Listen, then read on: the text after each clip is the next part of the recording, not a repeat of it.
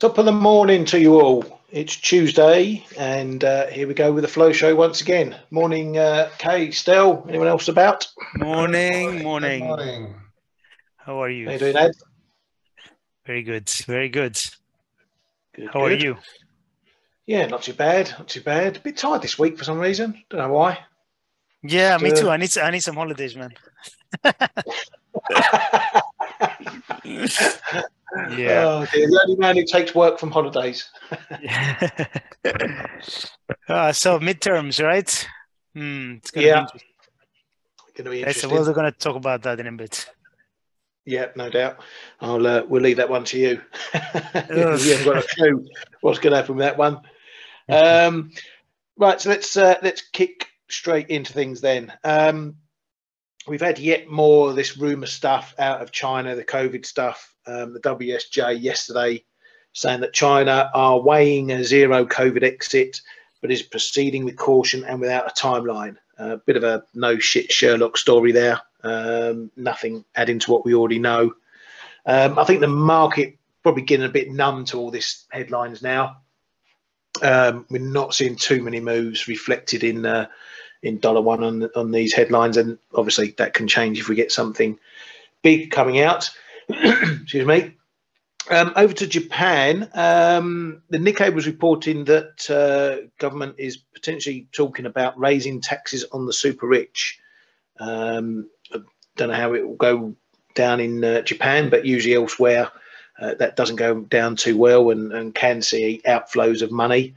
Particularly some money like the UK, which does have a big super rich investors, if you like, lots of property buyers from a lot of foreign money, Saudi money, Middle East money, that sort of thing in London. So you start hitting those people with higher taxes, and they tend to take some of their money out of the country.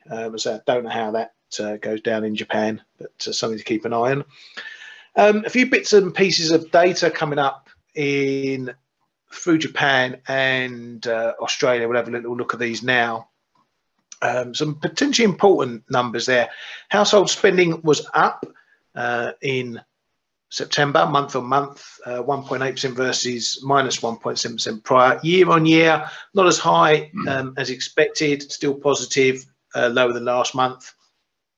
But this number here could be very important. Overall wage income, 2.1%, so beating expectations and higher than last month. The overtime pay there year on year also with a steep jump. This is important because one of the key metrics for the Bank of Japan is seeing a sustained rise in wages. And these numbers are taking things well up above inflation levels or the inflation target, or where they see the midpoint for inflation. So keep an eye on the trend in those there, because the more they grow, the longer they stay higher, the more that's going to feed into expectations for the Bank of Japan to start changing tack on policy. The Finance Ministry was also out with some intervention numbers. They said that there was no stealth intervention in the quarter July to September. Obviously, the stealth stuff came in October, so we won't get that until the next quarter's numbers. Or indeed, I'm not sure if they've released their end of month stuff. Did they do that, Kay? Do you know? Yeah, on the Bank of Japan website. Oh, they did, didn't they? Yeah, it was well up on the prior lot, wasn't it? Yeah. But they produce the data. Yeah. Yeah, so we won't know exactly how much was stealth and how much was normal stuff there anyway. Now some other data. The numbers were around 6.3 trillion yen, right, for October. We've seen the numbers. Yeah, but I don't think they won't tell you how much is stealth, how much is real interventions. That's guesswork, right? That's what I mean. Yeah, they haven't said how much was stealth and how much was batting. So, yeah. Maybe they'll do that. A little word on those wages. They have been really affected by the overtime pay. They've been put up by the overtime pay, but one has to know that some of the lobbies are now starting to ask for wage rises of up to 5% for the new fiscal year. The best they got over the past years was anywhere close to 3%. So I think if we see numbers above 3%, then we can start to cheer a bit and take it into account for the Bank of Japan. 2.1 is still a bit on the low side, in my opinion. Yeah, still very subdued, but as we always know, the trend is your friend, and if the trend's upwards, the trend in Japan is rather zero. So yeah, rather flat. Yeah. So yeah, so, as we say, one to keep an eye on there. Over to Australia, again, a couple of smaller data points. The AIG services fell further into contraction there, 47.7. Westpac consumer sentiment data down 6.9%. So a little bit softer there in terms of the consumer, but it wasn't all that way. There was other data out as well. Household spending, there was a small report from the CAB or CBA Bank. Household spending was up to 0.9% versus minus 0.5% in September. So spending there looking a bit better. Business confidence there at 0 from the NAB, lower on the business survey. Inflation expectations in New Zealand was up to 3.6% versus 3.1%. And Australia also had some inflation expectations. They rose to the highest ever in the report at 6.8%. So despite what the RBA are doing, inflation expectations are rising significantly there. That's something they'll keep an eye on, as will the RBNZ. Speaking of the RBNZ, Orr has been confirmed as, I think it's a second term as the head man there. So he's going to continue in that line. Some other bits and pieces data there, leading index data down a bit from the prior 101.3, missing expectations. So again, on the whole, Japan is seeing some better data, but it's, you know, it can be a bit jumpy at times. It's not all one way all the time, but generally looking at Japan, they are on a better trajectory for their economy and the various sectors around.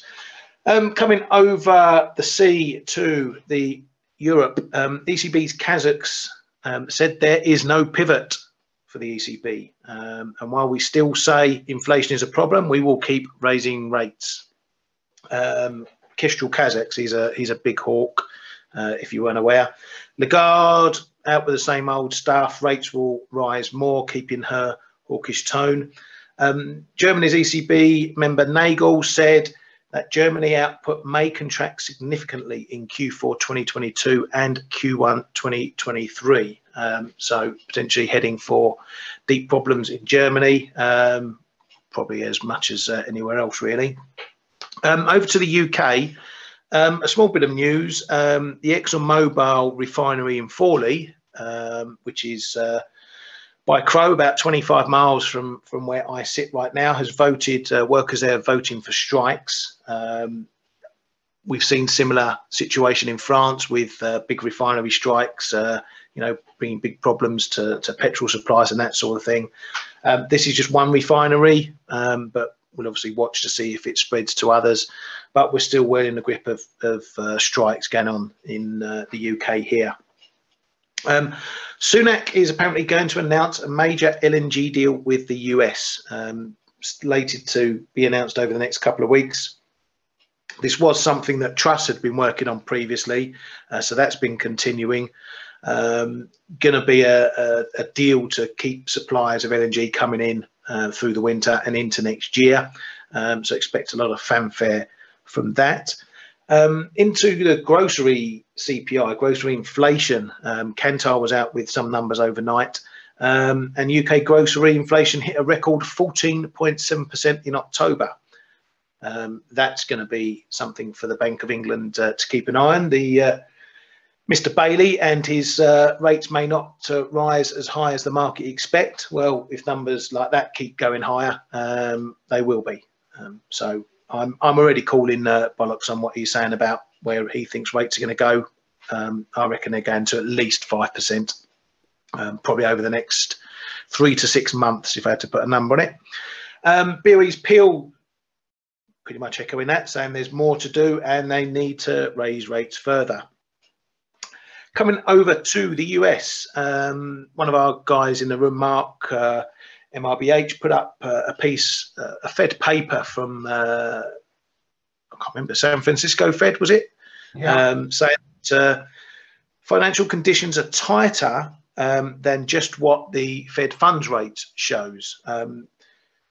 The article's in our newsroom for those who are in the chat room, so if you want to read that, you'll get the finer details. But basically taking everything together, other metrics that they look at for tightening financial conditions, everything they're doing with forward guidance, the balance sheet, all that sort of thing. This paper says it would imply the Fed's funds rate being at 5.25% as of the end of this September just gone. So why is that potentially important? Because the Fed do take monetary conditions, financing conditions as a whole, not just what the interest rate is. So they look at what's happening in spreads, in yields, in all sorts of things. And so this paper's put a number on it to say that actually, if you take it all together, the Fed's fund rate would be at 5.25% effectively. That's obviously well above where we are now. Will it influence policy in terms of how they determine future hikes? Probably not at that level, but if it does climb, if we start seeing though all this mixing pot indicating rates 6-7%, that may start to influence them, because it will suggest that conditions are much tighter than where the interest rates are. That may be part of what they're looking at in bringing down hike increments and maybe going a little bit slower, but for a bit longer, just to keep that nice and smooth. Over to Germany, and just a few bits and pieces of talk on the Ukraine. We had this story out over the weekend, if I recall, yesterday, from the US, saying that the Ukraine should take the moral high ground in talking openly about negotiating with Russia, even if that's just to save some face. But Germany spokesman said they are, it's up to the Ukraine to decide when to have peace talks, and there is a lack of Russian willingness to enter into talks. They did also speak about the US, saying they're still concerned about this US Inflation Act and its impact on the EU.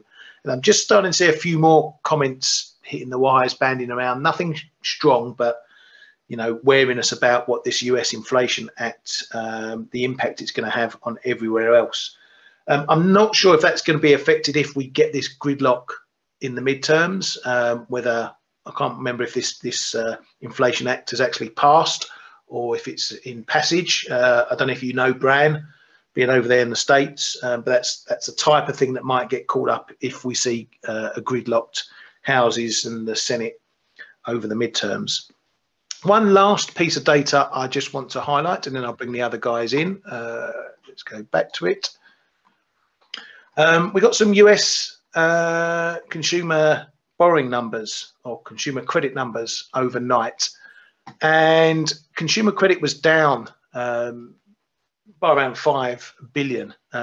What's important here is that they have a number called the revolving credit, which is things like credit cards, loans, short-term borrowing, that sort of thing. That fell to 8.3 billion from 17.1 billion, so pretty much halved. And that's quite important because it shows that the use of credit cards is much lower. Obviously, there may be some skews in there because that's a very big dip. But what we're looking for in this type of number, the same with the Bank of England and consumer credit data, is, are there pressures building among the consumers? Are consumers having to tap the plastic more to pay for bills? So that revolving credit, as I say, credit card usage was down a big chunk.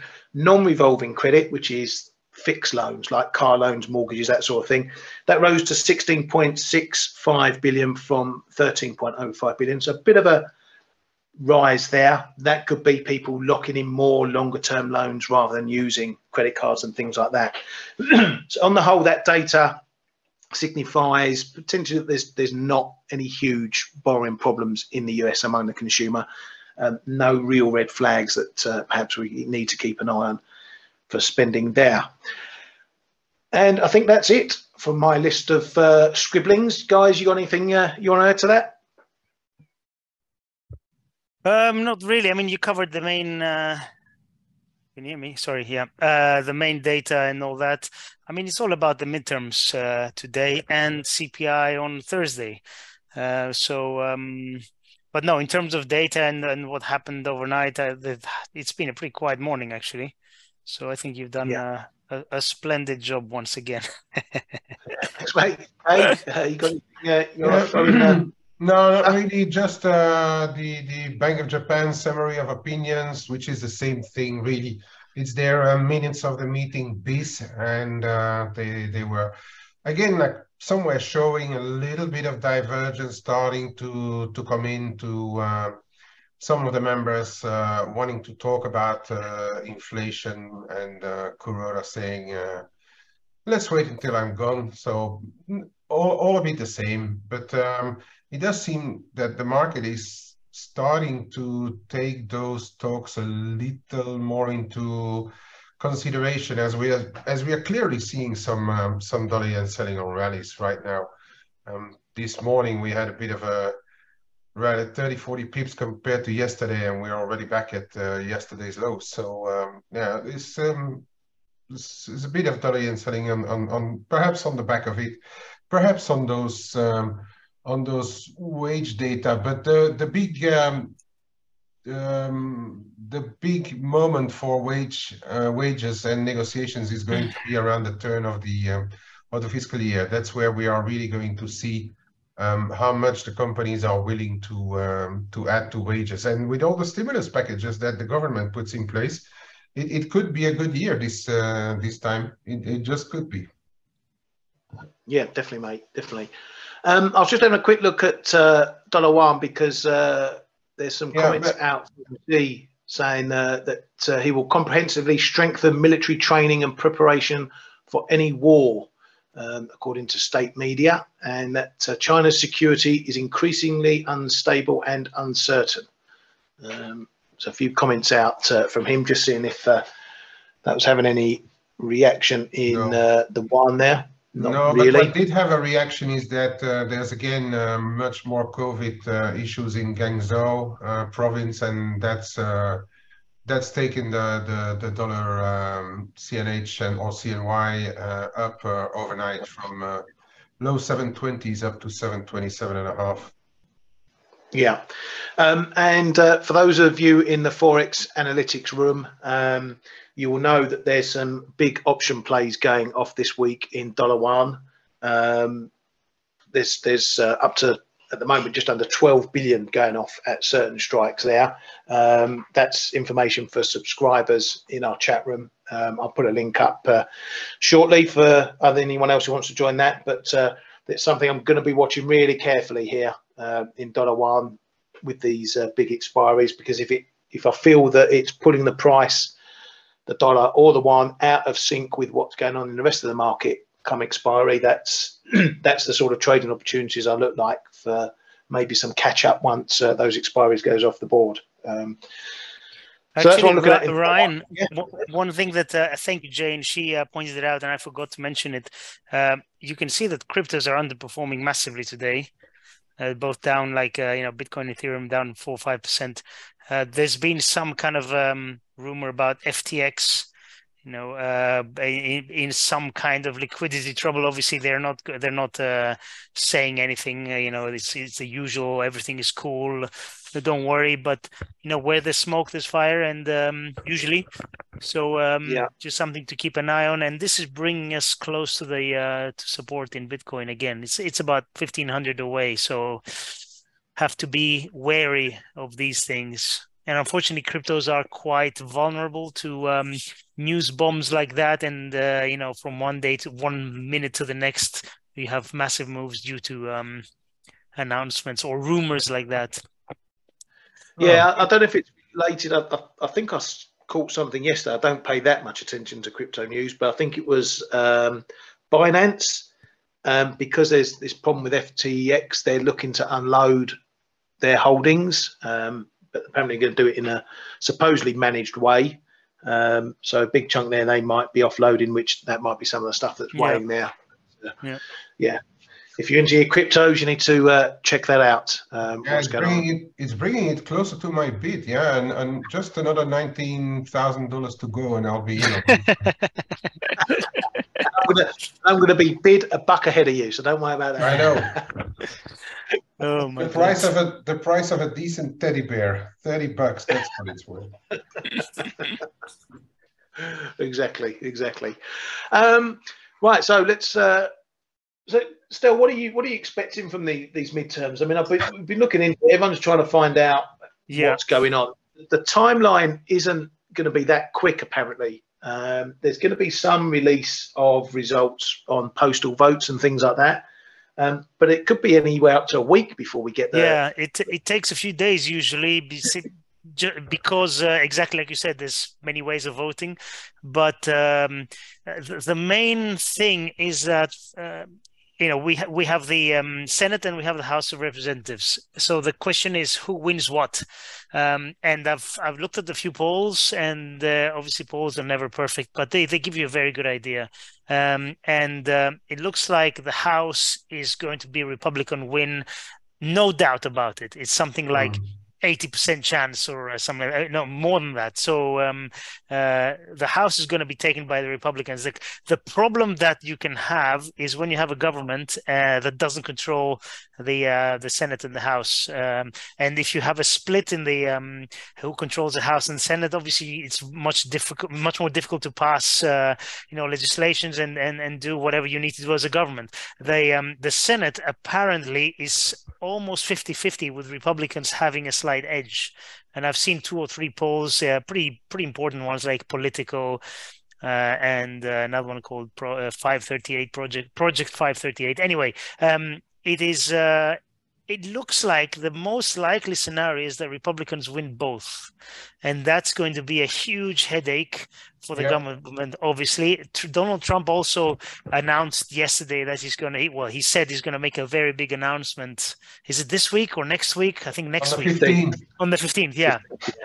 And obviously, I think there's probably no doubt that he's going to announce he's going to run again. So, this is not good for stability. It's not good for the dollar, definitely. So we have to be wary of that. The problem is that the Senate is very close to call. So if we do get a Democrat control of the Senate, that's going to change things. But I think if they're both controlled by Republicans, I think that's the worst case scenario for the dollar for me. Yeah, no, agreed.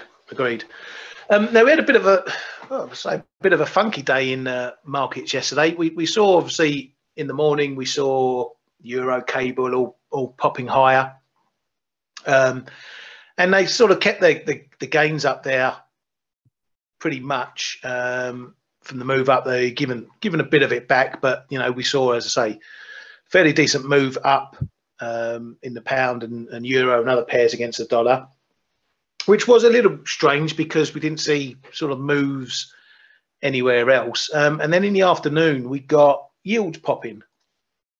All of a sudden, let's go on to, where are we? Let's go on to something like the 10s. So we got a little pop up in yields later on. And FX really didn't do a lot on that. So I'm a little bit lost of what was going on last night. I don't know if it was the midterm stuff, just people repositioning for that sort of thing. I don't know if there were some flows going through because the yield move was pretty quick. So it could be people just some big orders dropping into the market, just pushing prices around. From here, go on, mate. There was a lot of corporate bond issuance going on yesterday. Yeah.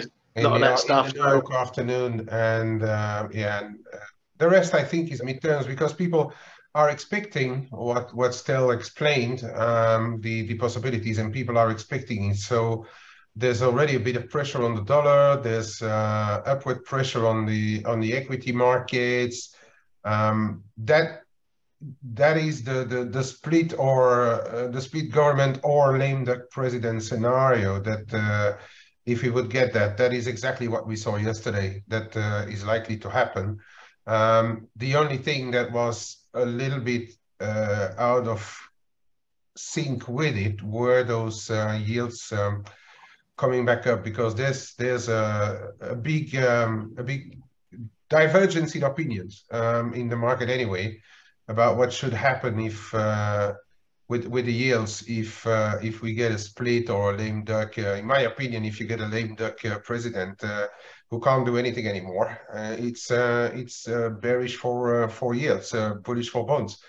But yeah, I'm not sure that if we get really a blockage of whatever Biden wants to do, that I can understand the early move in the equities, especially people also speculating on Trump rerunning will be good for the economy as well. But is it not going? Are we not going to run into a buy the rumor, sell the fact case? I'm just a little worried about that scenario as well. But yeah, if you get a split government, I think what we saw yesterday is exactly what we risk to see, or the chances are that we see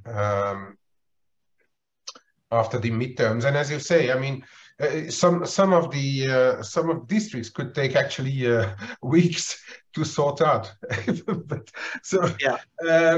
But the the one thing about it that I read as well is that there's actually a very high percentage of votes already been posted. So we could be in for a kind of a record vote in numbers compared to any other midterms, which usually are a bit left on the side by most voters compared to presidential. So it looks as if we are going to get at least a pretty decent turnout.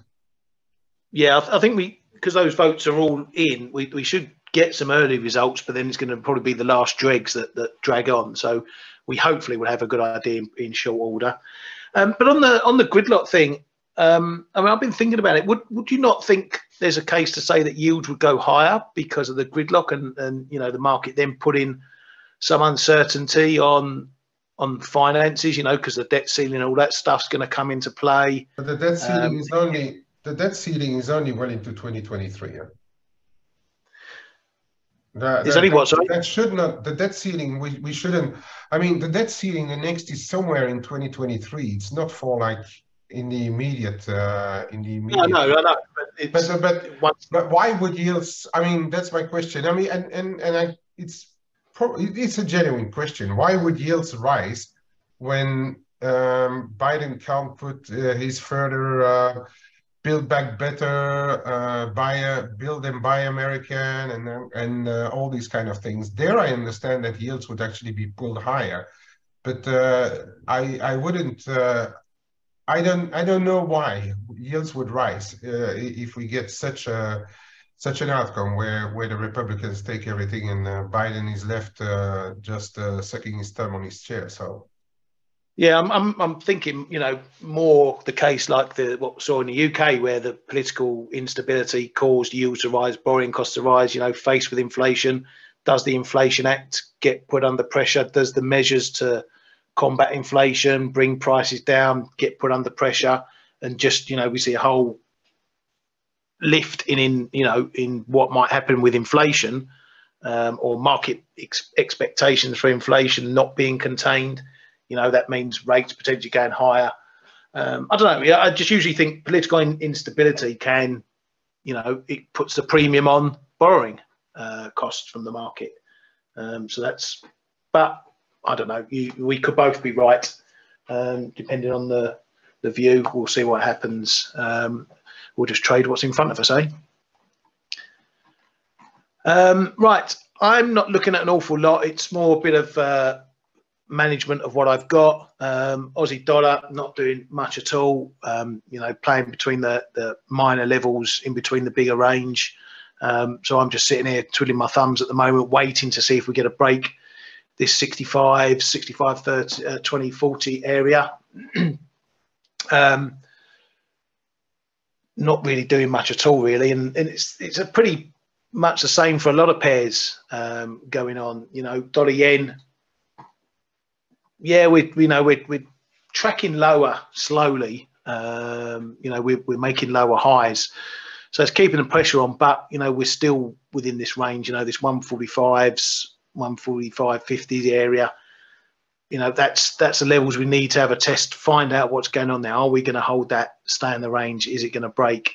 So again, I'm, as I say, a little bit twiddling my thumbs. Gold, again, come off the highs. We've come out the zone again.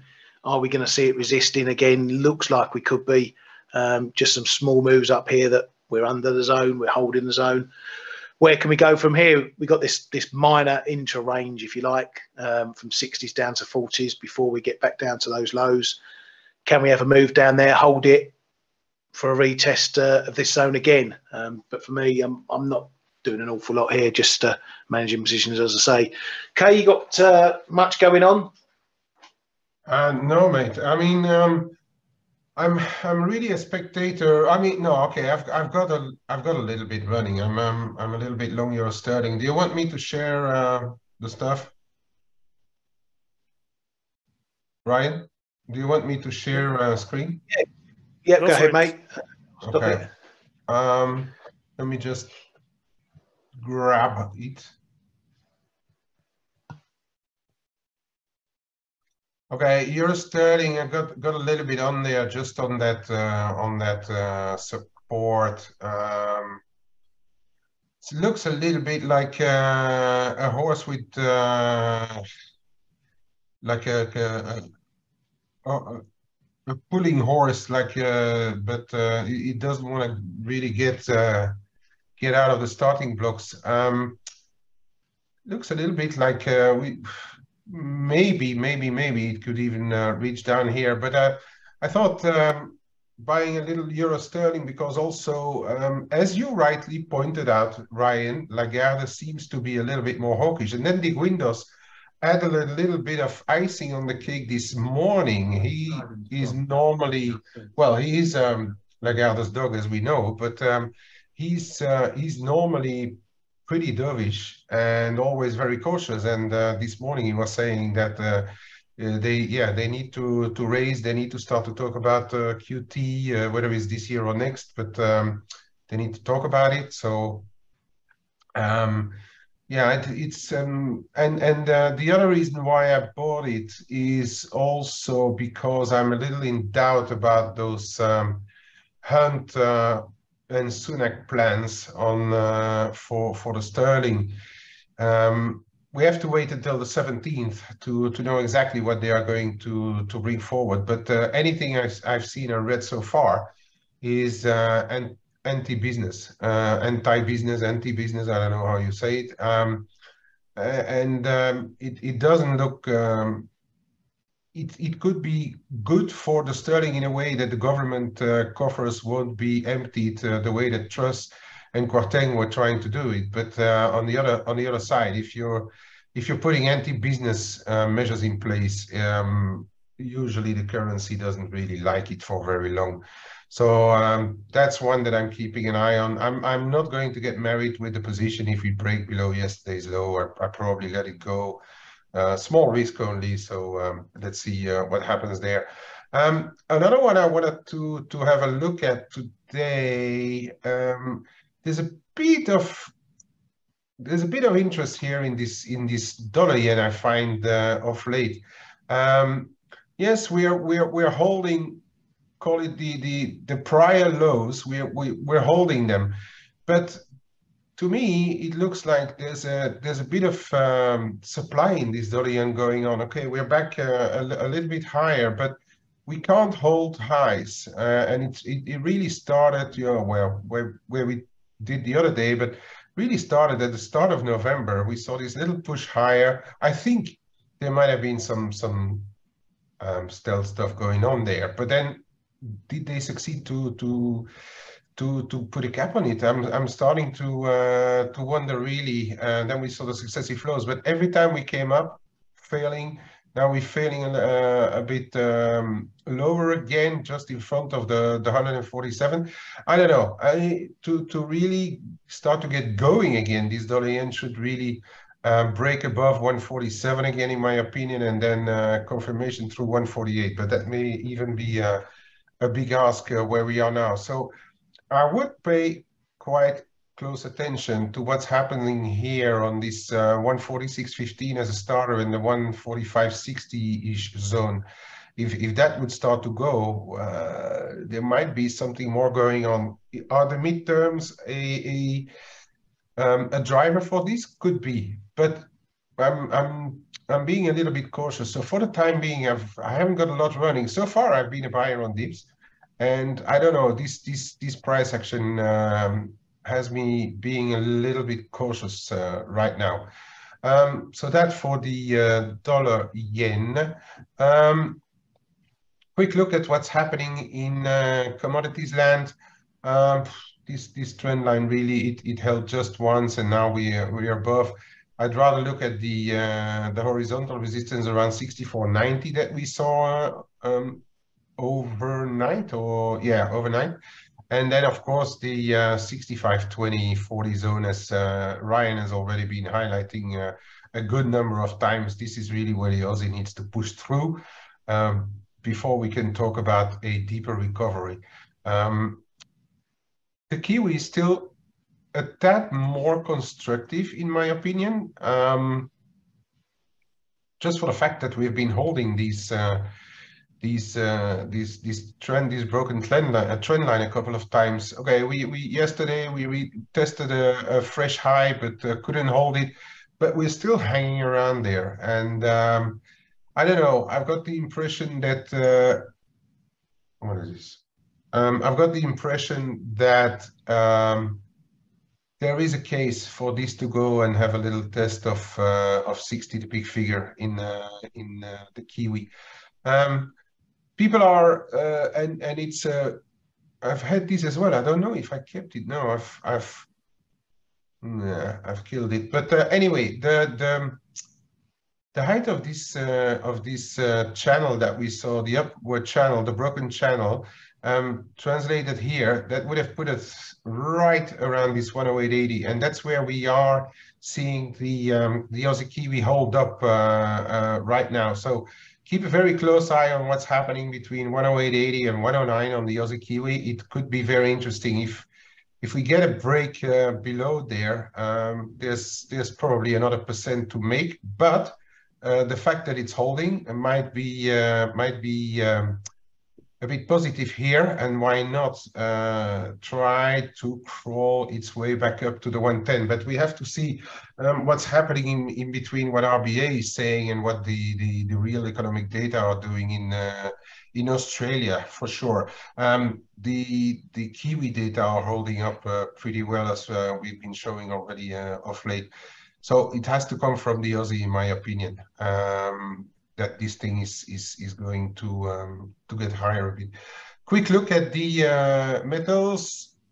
Gold, well, it capped again around 1680. It's still our big zone, 1680.90. Still going to be the zone going into the midterms, going into what's happening with the inflation later this week. So this is really the zone to watch. And I'd say we might have to wait until the inflation data come out. Not sure that midterms or dollars are really going to get going before we get the inflation data. If we fail, keep an eye on the 1655. It's been a bit of a traffic zone, as we can see in this 1655 area. Now the other trend line comes in here. Bit of support here. Not going to do much before the inflation data. Ditto on silver, we've broken above. Haven't even retested it since. Bit of a shame, because I wouldn't mind in the meantime having reloaded a bit of there. I went out of all my add-ons. I'm waiting for this, really what's going to happen in the 21 figure 15 zone, and then the one that Stelios already was highlighting as well. I think it's the 200 DMA coming in there as well, around 21.5. That's where silver will play ball or not. The rest, maybe I mentioned about this quick look on oil. You see what happened here? We're in the channel, tried a little breakout, and we were mentioning about this 93 and a half. Had a quick look above, and we failed. Perhaps now we could have a quick look back sub 90, if anything. It's trading around 90 and a half. Well, the CFDs that I'm watching anyway. Trading around 90 and a half. Yeah, 89 and a quarter or so should be coming in a bit down there. Yeah, the triangle on dollar yen, yeah. And then here, overnight I caught a little knife here around this zone. Already took half off because we had the little jump on more COVID issues in China. That Z line worries me a little bit, and I'm actually unsure why the CNH doesn't react to it. I would have thought it would have been weighing on the CNH a little bit, but I don't know. I mean, this thing, we have to keep an eye on it. But basically, we're still in the upward channel wedge. You call it as you want. The underside is now coming up to around 719. It's going to be another interesting level around 717. So keep an eye on that channel if ever you trade it. I don't know what happened in the South African rand, but all of a sudden it felt really good. Dollar rand really collapsed. I have missed data if they came out, or perhaps something with Eskom, the energy supplier. I don't know. But anyway, it's holding for the time being under the channel here, or under the flag. The line is around 1780. So keep an eye on that 1780, and then keep an eye on this one around 1762. And the fib lies around 1750. So this 50-62 zone on the dollar rand, probably an interesting to watch. Globally, I'm not having that much on right now because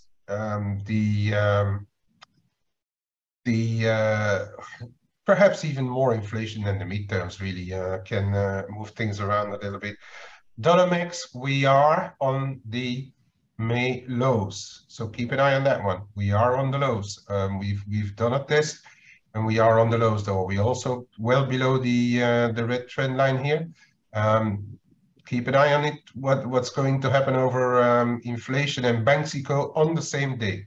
So the mix could really get a double push here if it could break, or if the market doesn't like the inflation data in the US, perhaps put a retest in of the 760s is the closest there. But I think the bigger one is now going to lie between 1980 and 2020, the figure. But if we break below here, I don't really see that much before 18 and a half, okay? And that's it for me, Ryan, for today. Yep, thank you very much, mate. Ryan, just one thing I wanted to add. Dollar MEX is something that's very close. Let me show. Hold on. It's only going to be one thing, but I'll show it anyway. Hold on. So dollar MEX is really close to the previous lows, 1941. We're 1944, and you know, obviously there's going to be a move after the midterms, or as we get results. The question, and as we get inflation, the question is which way. But I like these kind of setups, because if this goes, I think there is a pretty, I don't want to say easy, but there's a pretty straightforward path towards the high 18s, 18.5 to 18.7 or something. That's what I just said. Still, did you say it now? Just said. Sorry, just before, man. When I was updating dollar MEX, I was away for a couple. I was away for a couple of minutes, and I must have missed it. Sorry. That's a good confirmation. Sorry. Okay. Always good to get confirmation. Always there you go. It's Murphy's Law. So You're away for 2 minutes, and the thing that you're looking at gets mentioned anyway. would you guys be looking at a potential break short on that, Yes. or wait for it to break and then pick up the next low at 1850s? I will wait. I will personally wait for it to break. When it does, I'm going to get in. Your stop, your risk is pretty well defined. It's above those, those previous lows. So I'll probably put in my stop at 42 or something like that. And if it's trades like this that usually, obviously not always, usually lead to a quick win. And that's what you want. Then you can secure your stop, put it where your entry was, and then you can, slice it and run it as you like. But this kind of move, when it goes, I think this 1941, when it breaks, I think we're going to get to 1925 very quickly. And then you can adjust your stops and do whatever you want. So that's the way I'm going to play it. Yeah, and if you look at this, if you look at the little channel that we have been building here, it also points at mid to low 18s, where we were here in 2020. Yep. So would you be looking for a break, Kay, to play? Sir. I'd look for a break. And I think if dollar makes breaks, I'm going to push the accelerator again on Euromex as well. Cool, good stuff. So it's good when you highlight these sort of things. I love big levels like that. So I always keep an eye, obviously, on what you guys are looking at, even if I don't trade it that often. But that dollar MEX looks tasty, and that Aussie Kiwi looks a bit tasty at that level as well. Yeah, I mean, the Aussie Kiwi is for the moment, it's moving sideways, a little bit bumpy around that zone, but it's if it goes, I think there's another percent and a half perhaps to or even 2% to make, because I have a trend line coming in from longer term. These sort of tech setups are important, because it doesn't matter what your view is of the fundamentals, the RBA, the key, the RBNZ, anything like that, the Mexico, whatever. These are big levels that you need to look at when trading, because they bring you opportunities. The chances are, if they break big.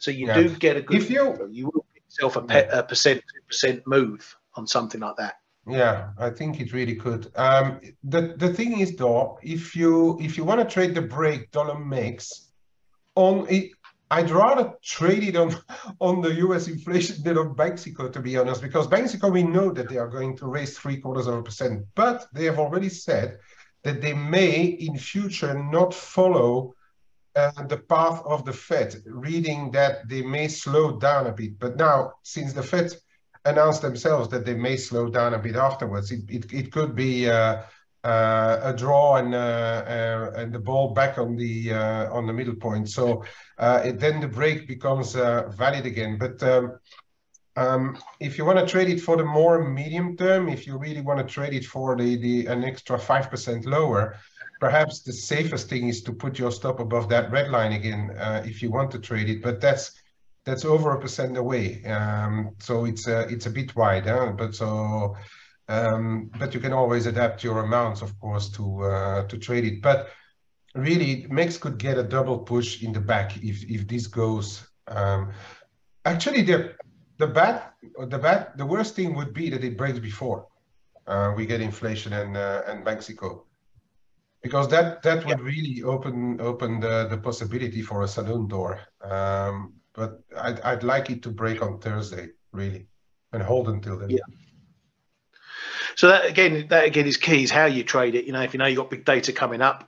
So look, the old story, a levels until it's not. You could say if it holds, it could be one hell of a double bottom now, and you could be well above 20 in short shrift. But you've got to look at how pairs move.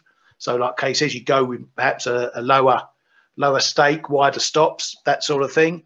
For me, if you want to trade a break, like let's say it breaks today, but you're not sure because you got this big data coming out and stuff.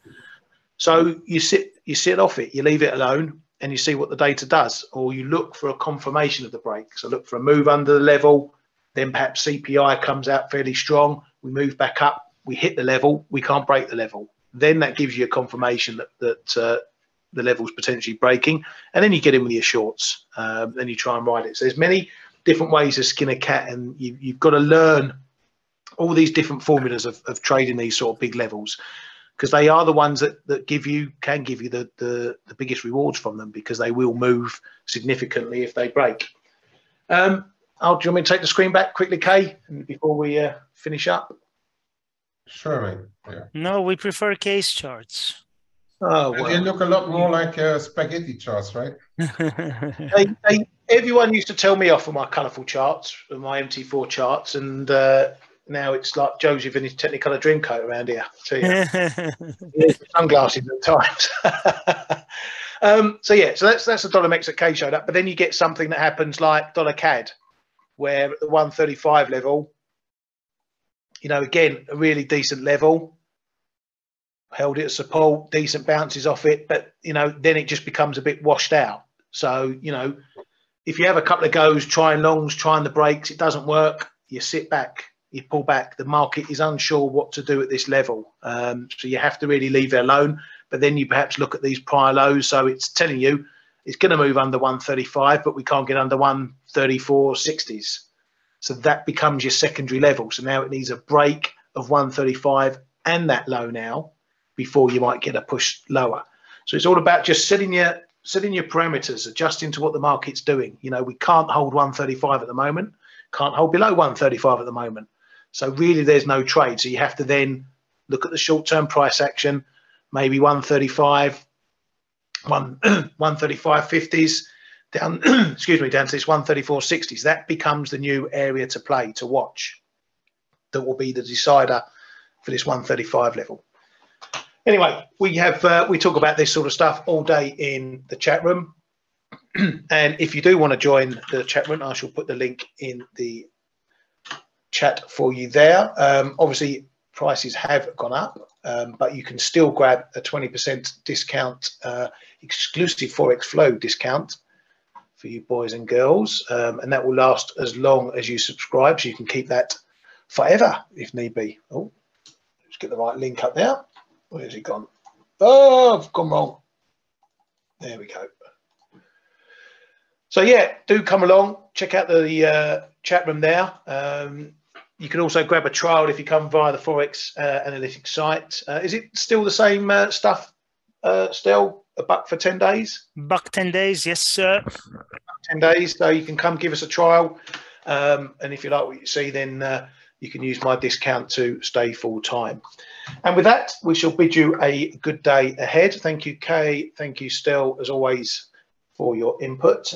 Thank you to all the viewers for coming to the show. Hope we're setting you or seeing you right in things. Have a great day, everyone, and we'll see you tomorrow. Have a good day. Thanks, Ryan. Thanks, Kay.